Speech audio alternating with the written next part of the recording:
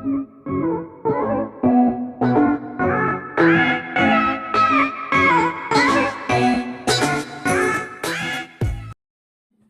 हिंद दोस्तों। आज हम एक ऐसे वीर शहीद क्रांतिकारी के बारे में जानेंगे जिन्हें भारत में सबसे कम उम्र का क्रांतिकारी और मौत को गले लगाने का गौरव हासिल है।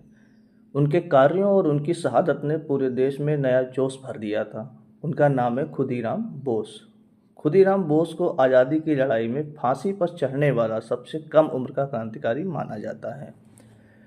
उनका जन्म बंगाल के मिदनापुर के हबीबपुर गांव में 3 दिसंबर 1889 को हुआ था। महज 9वीं कक्षा की पढ़ाई के बाद उन्होंने स्कूल छोड़ दिया था। इसके बाद वह क्रांतिकारी पार्टी के सदस्य बन गए और वंदे मातरम के पर्चे बांटने में बड़ी भूमिका निभाने लगे। माता पिता की मृत्यु के बाद बड़ी बहन ने खुदीराम का पालन पोषण किया। 1905 में बंगाल विभाजन के बाद खुदीराम बोस ने सत्येंद्र नाथ के नेतृत्व में अपने क्रांतिकारी जीवन की शुरुआत की थी। 1905 में लॉर्ड कर्जन ने जब बंगाल का विभाजन किया तो उसके विरोध में अनेकों लोग सड़कों पर उतरे। इस विद्रोह के बाद अनेकों भारतीयों को उस समय के कोलकाता के मजिस्ट्रेट किंग्सफोर्ड ने बहुत क्रूर दंड दिया था। इसके परिणाम स्वरूप किंग्सफोर्ड को पदोन्नत देकर मुजफ्फरपुर के सत्र न्यायाधीश के पद पर भेजा गया, जिसके बाद युगांतर समिति की एक गुप्त बैठक में किंग्सफोर्ड को ही मारने का निश्चय हुआ। इस कार्य के लिए खुदीराम बोस और उनके साथी प्रफुल्ल कुमार का चयन किया गया। खुदीराम बोस को एक बम और एक पिस्टल दी गई। मुजफ्फरपुर आने पर इन दोनों ने सबसे पहले किंग्सफोर्ड के बंगले की निगरानी की, लेकिन जैसे ही बग्घी गाड़ी किंग्सफोर्ड के घर पहुंची तो दोनों ने बम फेंक दिया, लेकिन जज की जान बच गई।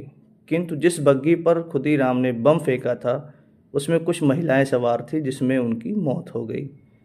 इस घटना के चलते खुदीराम बोस को 1 मई 1908 को गिरफ्तार कर लिया गया था।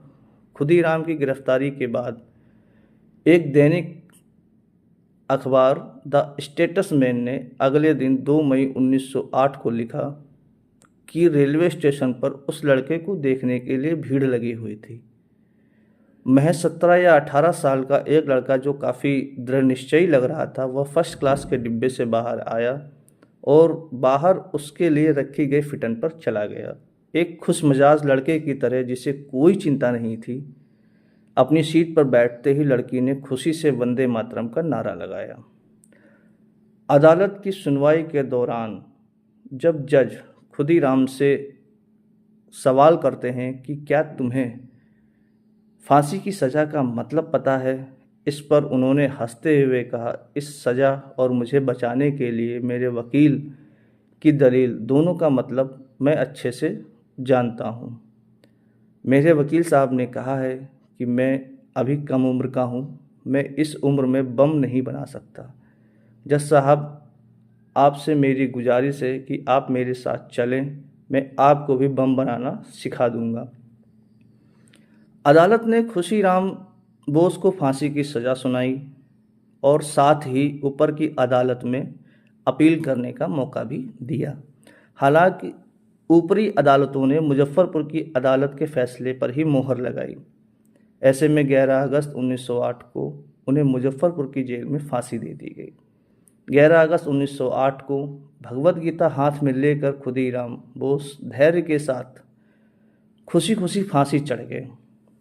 बाद में किंग्सफोर्ड ने घबरा कर नौकरी छोड़ दी और जिन क्रांतिकारियों को उसने क्रूर दंड दिया था उनके भय से शीघ्र ही उसकी मौत हो गई।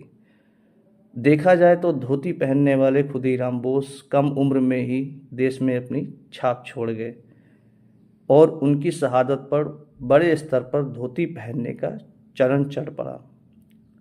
आज भी बंगाल के कई बुनकर खुदीराम लिखित धोती तैयार करते हैं। जय हिंद दोस्तों।